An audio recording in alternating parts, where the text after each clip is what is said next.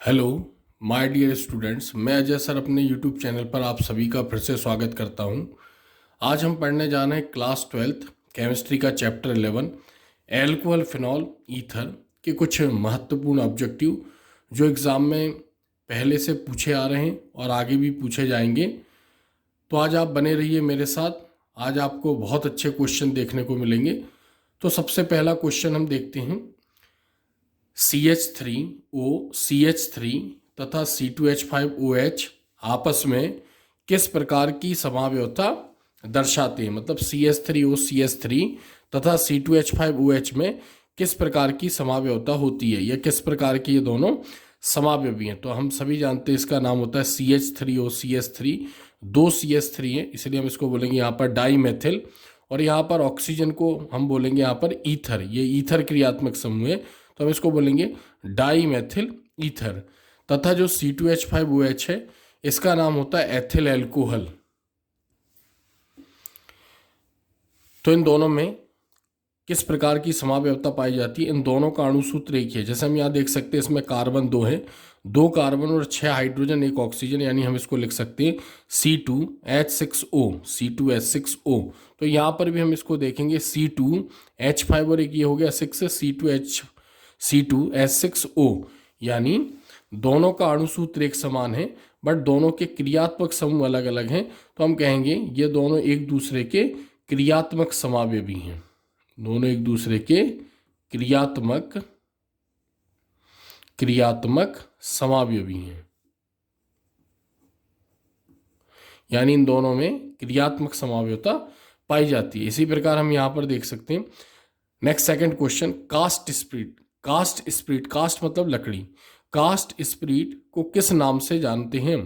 Cast spirit Maithil alcohol को हम cast spirit के नाम से जानते हैं। मैथिल एल्कोहल लकड़ी के भंजक आसवन से इसको प्राप्त किया गया होगा, इसलिए हम इसको बोलते हैं यहाँ पर कास्ट स्पिरिट।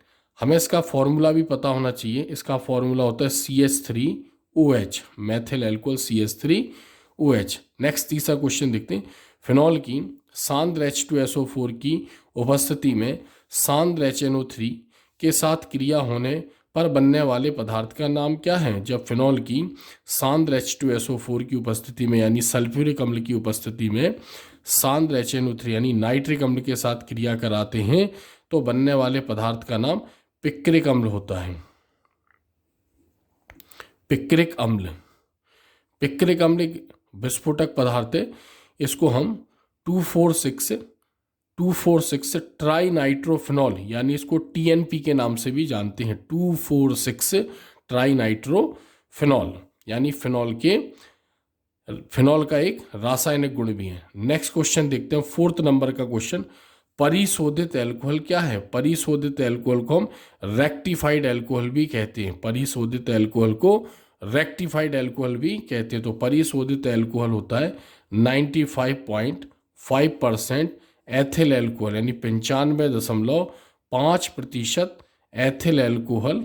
और हम ये भी कह सकते हैं इसमें 4.5% जल मिला होता है, यानी 95.5% एथिल एल्कोहल तथा 4.5% जल का मिश्रण परिशोधित एल्कोहल यानी रेक्टिफाइड एल्कोहल कहलाता है।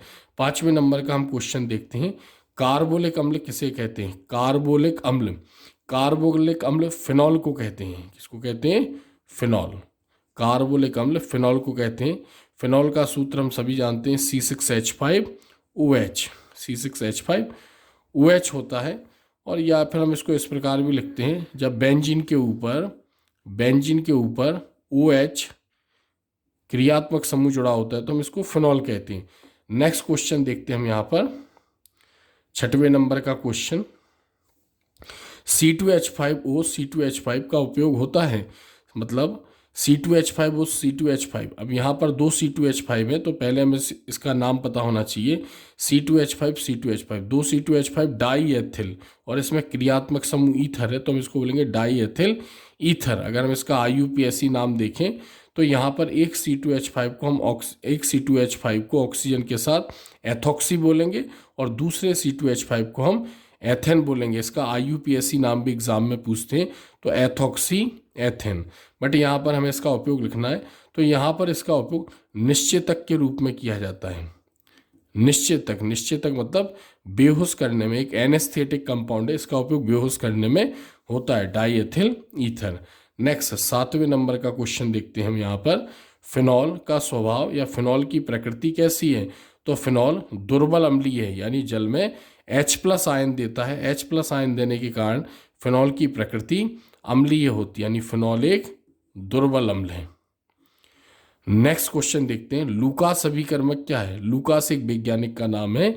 इसने प्राथमिक, द्वितीयक और तृतीयक एल्कोहल की पहचान करने के लिए एक अभिकर्मक बनाया था, जिसको हम लूकास अभिकर्मक कहते हैं। तो लूकास अभिकर्मक निर्जल ZnCl2, निर्जल जिसमें पानी ना हो, निर्जल ZnCl2 व सांद्र HCl, सांद्र HCl, सांद्र HCl यानी हाइड्रोक्लोरिक अम्ल का मिश्रण लूकास अभिकर्मक कहलाता है। इसको लूकास ने बनाया था, इसलिए इसको लूकास अभिकर्मक कहते हैं। Oil of winter green, oil of winter green किसे कहते हैं? Oil of winter green Maithil salicylate, किसको कहते हैं? Maithil salicylate, salicylate, Maithil salicylate को ऑयल ऑफ विंटर ग्रीन कहते हैं। इसका अगर हम फॉर्मूला देखें, इसका फॉर्मूला अगर हम इस रूप में देखें, तो यहाँ पर हम कह सकते हैं कि जो बेंजीन है उससे COO और यहाँ पर इससे जुड़ा होगा OH, इसको हम बोलते हैं मैथिल सैलिसिलेट। नेक्स्ट 10वें नंबर का क्वेश्चन देखते हैं, फिनॉल से सैलिसिल एल्डिहाइड बनाने की क्रिया क्या कहलाती है? हमने पढ़ा है फिनॉल का एक रासायनिक गुण है, फिनॉल से सैलिसिल एल्डिहाइड बनाने की क्रिया क्या कहलाती है? तो जब फिनॉल की क्रिया क्लोरोफॉर्म और क्षार NaOH, क्लोरोफॉर्म और क्षार NaOH के साथ कराते हैं तो सैलिसिल एल्डिहाइड बनता है। इसको रीमर टीमन ने दिया था, इसलिए हम इसका आंसर यहाँ पर क्या लिखेंगे? रीमर टीमन अभिक्रिया, रीमर टीमन अभिक्रिया, यानी जब फिनॉल को क्लोरोफॉर्म तथा कास्टिक सोडा यानी सोडियम हाइड्रोक्साइड के साथ गर्म करते हैं तो ऑर्थो व पैरा सैलिसिल एल्डिहाइड बनता है। ठीक है, इसे रीमर टीमन अभिक्रिया कहते हैं। नेक्स्ट 11वें नंबर का क्वेश्चन देखते हैं, शराब को विषैला बनाने के लिए इसमें मुख्यतः किसका प्रयोग किया जाता है? शराब मतलब एथिल एल्कोहल, हम सभी जानते हैं एथिल एल्कोहल का ज़्यादातर उपयोग ड्रिंकिंग पर्पस से, यानी शराब के रूप में एथिल एल्कोहल का उपयोग किया जाता है। लोग नशे के रूप में पीने के लिए इसका उपयोग करते हैं। तो शराब को विषैला बनाने के लिए इसमें पिरीडिन भी मिलाते हैं, बस इसमें ज़्यादातर मात्रा मैथिल एल्कोहल की होती है। तो यहाँ पर जो मुख्यतः प्रयोग किया जाता है वो मैथिल एल्कोहल का किया जाता है। मैथिल एल्कोहल एक विषैली प्रकृति का होता है, इसको पीने पर व्यक्ति पागल हो सकता है और उसकी आंखों की रोशनी भी जा सकती है। हम सभी जानते हैं मैथिल एल्कोहल का फॉर्मूला CH3OH भी होता है, अभी हमने इसके बारे में ऊपर पढ़ा था। तो शराब में मैथिल एल्कोहल मिलाने पर शराब खराब हो जाती है, जैसे हम एथिल एल्कोहल का विकृतीकरण भी कहते हैं। जैसे विकृतीकृत एल्कोहल क्या है? जब एल्कोहल में मैथिल एल्कोहल तथा पिरीडिन जैसे विषैले पदार्थ मिला दिए जाते हैं तो एल्कोहल पीने योग्य नहीं होता है, इसे एल्कोहल का विकृतीकरण कहते हैं। नेक्स्ट 12वें नंबर का क्वेश्चन देखते हैं, कोई एल्डिहाइड अपचयन पर क्या देता है? किसी भी एल्डिहाइड का जब हम अपचयन कराते हैं, किसी भी एल्डिहाइड का जब हम अपचयन कराते हैं तो प्राथमिक एल्कोहल बनता है। कौन सा एल्कोहल बनता है? प्राथमिक एल्कोहल, यानी कोई भी एल्डिहाइड अपचयन पर प्राथमिक एल्कोहल देता है। प्राथमिक एल्कोहल जब R से CH2OH यानी R से CH2OH जुड़ा होता है तो हम इसको प्राथमिक एल्कोहल कहते हैं। इसी प्रकार हम देखते हैं क्वेश्चन नंबर 13, एथिल एल्कोहल किस प्रकार का एल्कोहल है? एथिल एल्कोहल किस प्रकार का एल्कोहल है? तो एथिल एल्कोहल भी एक प्राथमिक एल्कोहल है। एथिल एल्कोहल एक प्राथमिक एल्कोहल है, प्राथमिक एल्कोहल है। नेक्स्ट 14वें नंबर का क्वेश्चन, स्पिरिट ऑफ वाइन किसे कहते हैं? स्पिरिट ऑफ वाइन मतलब शराब का ज्वलनशील पदार्थ हम एथिल एल्कोहल को बोलते हैं। किसको बोलते हैं? Ethyl alcohol. हम इसका फॉर्मूला भी लिख सकते हैं यहाँ पर C2H5OH, या हम इसका नाम भी लिख सकते हैं यहाँ पर C2H5 एथिल, और OH का नाम होता है एल्कोहल, तो एथिल एल्कोहल। या हम इसका IUPAC नाम भी लिख सकते हैं, इसका IUPAC नाम होता है एथेनॉल। इसका IUPAC नाम एथेनॉल। इसी प्रकार हम CH3OH को भी मेथेनॉल के नाम से भी जानते हैं। मेथेनॉल, मेथिल एल्कोहल या कास्ट स्प्रिट भी बोलते हैं। नेक्स्ट क्वेश्चन देखते हैं, क्वेश्चन नंबर 15। CH3O C2H5 का IUPAC नाम क्या है? CH3 C2H5 ये एक ईथर है, और ईथर क्या है? जब ऑक्सीजन से दो मूलक जुड़े हों, चाहे एल्किल मूलक या एरिल मूलक, तो यहाँ पर CH3 और यहाँ पर C2H5 दोनों एल्किल मूलक हैं। तो इसके नाम रखने का नियम है कि जब ऑक्सीजन से छोटा मूलक जुड़ा हो, यानी कम कार्बन वाला मूलक जुड़ा हो, तो उसका नाम एल्कोक्सी के रूप में रखते हैं। तो यहाँ पर CH3O इसको बोलेंगे मैथोक्सी, और C2H5 को हम बोलेंगे एथेन। इसको जन्म देने वाला एथेन है। इसी प्रकार इसका नाम होगा यहाँ पर मैथोक्सी एथेन। इसका IUPAC नाम है। बाकी अगर हम इसका दूसरा नाम देखें तो इसको एथिल, मैथिल और ईथर, यानी अंग्रेजी वर्णमाला क्रम में इसका साधारण नाम रखा जाता है, और IUPAC नाम में इसका नाम होगा methoxy ethane. Next question 16 number का क्वेश्चन देखते हैं। CH3 CH2OH का IUPAC नाम लिखिए। तो हम जानते हैं इसमें OH जो है वो क्रियात्मक समूह है। जब भी किसी कार्बनिक यौगिक से क्रियात्मक समूह जुड़ा होता है तो हम नंबरिंग इस तरफ से करेंगे जहाँ से वो जुड़ा हुआ है, तो 1 2 3। तो सबसे पहले हम इसमें जो शब्द मूल है उसका नाम लिखते हैं, बट यहाँ पर 3 कार्बन सिंगल बॉन्ड द्वारा जुड़े हैं, तो 3 कार्बन सिंगल बॉन्ड द्वारा जुड़े होने पर हम इसको प्रोपेन बोलेंगे, और इसमें OH जुड़ा हुआ है और OH का IUPAC नाम ऑल होता है, तो हम इसको प्रोपेनॉल या 1 प्रोपेनॉल भी बोलते हैं। प्रोपेनॉल या 1 प्रोपेनॉल, यानी पहले नंबर से OH जुड़ा हुआ है, इसलिए 1 प्रोपेनॉल। नेक्स्ट 17वें नंबर का क्वेश्चन देखते हैं। 2,4,6 ट्राइनाइट्रोफिनॉल, 2,4,6 ट्राइनाइट्रोफिनॉल को क्या कहते हैं? तो 2,4,6 ट्राइनाइट्रोफिनॉल, अभी हमने इसको ऊपर भी पढ़ा हुआ है यहाँ पर, ठीक है। 2,4,6 ट्राइनाइट्रोफिनॉल को हम पिक्रिक अम्ल के नाम से भी जानते हैं। पिक्रिक अम्ल,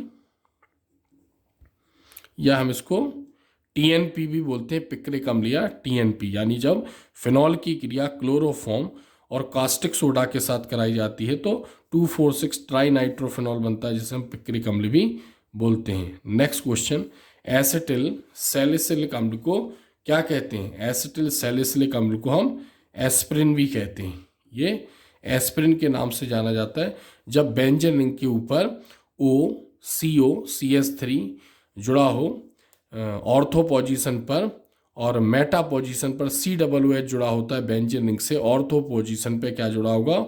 OCO-CH3, और मेटा पोजीशन पर COOH जुड़ा होगा, तो हम इसको एसिटिल सैलिसिलिक अम्ल या फिर इसको एस्प्रिन के नाम से जानते हैं। नेक्स्ट क्वेश्चन नंबर 19, डाइएजोनियम लवण। डाइएजोनियम लवण जैसे बेंजीन डाइजेनियम क्लोराइड, बेंजीन डाइजेनियम क्लोराइड की क्रिया जब फिनॉल के साथ कराई जाती है तो इसका हमें नाम बताना है कि इस क्रिया को हम क्या कहते हैं। तो इस क्रिया को हम कपलिंग रिएक्शन यानी युग्मन अभिक्रिया के नाम से जानते हैं। युग्मन अभिक्रिया। नेक्स्ट क्वेश्चन देखते हैं, इसके बारे में थोड़ा सा हम और जानते हैं। जब बेंजीन डाइजेनियम क्लोराइड की क्रिया फिनॉल के साथ कराई जाती है तो पैरा हाइड्रोक्सी एजोबेंजीन बनता है, para hydroxy azobenzene. Next question देखते हैं 20वां, लीबरमान नाइट्रोसो परीक्षण कौन सा यौगिक देता है? तो लीबरमान नाइट्रोसो परीक्षण, लीबरमान ने फिनॉल की क्रिया नाइट्रस अम्ल से कराई थी तो ऑर्थो व पैरा नाइट्रोसो फिनॉल बनता है। तो हम ये कह सकते हैं कि लीबरमान नाइट्रोसो परीक्षण अभिक्रिया फिनॉल देते हैं, यानी फिनॉल की क्रिया किससे कराते हैं? नाइट्रस अम्ल से कराते हैं सांद्र H2SO4 की उपस्थिति में, तो ऑर्थो तथा पैरा नाइट्रोसोफिनॉल बनता है, फिनॉल ये क्रिया देते हैं। नेक्स्ट 21 नंबर का क्वेश्चन देखेंगे अब, परिशुद्ध एल्कोहल में कौन सा एल्कोहल होता है? परिशुद्ध एल्कोहल, परिशुद्ध एल्कोहल मतलब एब्सोल्यूट एल्कोहल, 100% शुद्ध एल्कोहल को, यानी 100% शुद्ध एथिल एल्कोहल को हम परिशुद्ध एल्कोहल कहते हैं। तो इसका आंसर यहाँ पर होगा एथिल एल्कोहल। हम सभी जानते हैं एथिल एल्कोहल को हम एथेनॉल के नाम से भी जानते हैं, एथिल एल्कोहल को हम एथेनॉल भी बोलते हैं। नेक्स्ट क्वेश्चन देखते हैं हम 22वें नंबर का क्वेश्चन। फिनॉल उदासीन खाली स्थान के साथ रंगीन जटिल यौगिक बनाता है। तो फिनॉल फेरिक क्लोराइड के साथ, यानी फेरिक क्लोराइड के साथ रंगीन जटिल यौगिक बनाता है। नेक्स्ट क्वेश्चन देखें 23। बेकेलाइट एक खाली स्थान है, तो बेकेलाइट एक प्लास्टिक है या हम इसको कह सकते हैं ये एक बहुलक है। क्या प्लास्टिक है या हम इसको कह सकते हैं ये एक बहुलक है, ये एक थर्मोसेटिंग बहुलक है। ऐसा प्लास्टिक है कि एक बार बनते समय इसको किसी भी सांचे में डाल दिया जाता है। अगर ये एक बार सॉलिड हो गया यानी ठोस हो गया तो पुनः इसको नहीं पिघलाया जा सकता है। इसको जितना भी गर्म करेंगे जलने लगेगा बट पिघलेगा नहीं, इसलिए इसको हम थर्मोसेटिंग प्लास्टिक या थर्मोसेटिंग बहुलक भी कहते हैं। नेक्स्ट क्वेश्चन नंबर देखते हैं 24 नंबर का। आइसोप्रोपिल एल्कोहल एक खाली स्थान एल्कोहल है, तो आइसोप्रोपिल एल्कोहल एक द्वितीयक एल्कोहल है, एक सेकेंडरी एल्कोहल है। द्वितीयक एल्कोहल मतलब कि इसका फॉर्मूला हम देखेंगे CH3CHOH, यानी आइसोप्रोपिल एल्कोहल का जो फॉर्मूला होगा वो CH3CHOH होगा। जब एक ही कार्बन से 2 कार्बन जुड़े होते हैं तो इसके नाम के आगे हम द्वितीयक शब्द यूज करते हैं। इस पूरे का फॉर्मूला C3H7 है। C3H7 से OH जुड़ा हुआ है प्रोपिल एल्कोहल, एक कार्बन से 2 कार्बन जुड़े हुए हैं, इसलिए हम इसको आइसोप्रोपिल एल्कोहल कहते हैं। तो इस प्रकार हमने लगभग 24 यानी 24 इंपॉर्टेंट क्वेश्चन पढ़े हुए हैं। इसी में से एग्जाम में पूछे जाते, आगे भी इसी में से पूछे जाएंगे। तो उम्मीद करता हूँ आपको ये मेरा आज का वीडियो पसंद आया होगा। अगर आपको ये मेरा वीडियो पसंद आया हो तो आप मेरे चैनल को सब्सक्राइब करें, मेरे वीडियो को लाइक करें, कमेंट्स करें और शेयर करें। और ऐसे ही और बहुत सारे वीडियो मैंने अपने चैनल पर बना रखे हैं और भी इससे अच्छे वीडियो आपके साथ में शेयर करता रहूँगा। आज के लिए इतना, धन्यवाद। अगले वीडियो के साथ हम फिर मिलेंगे।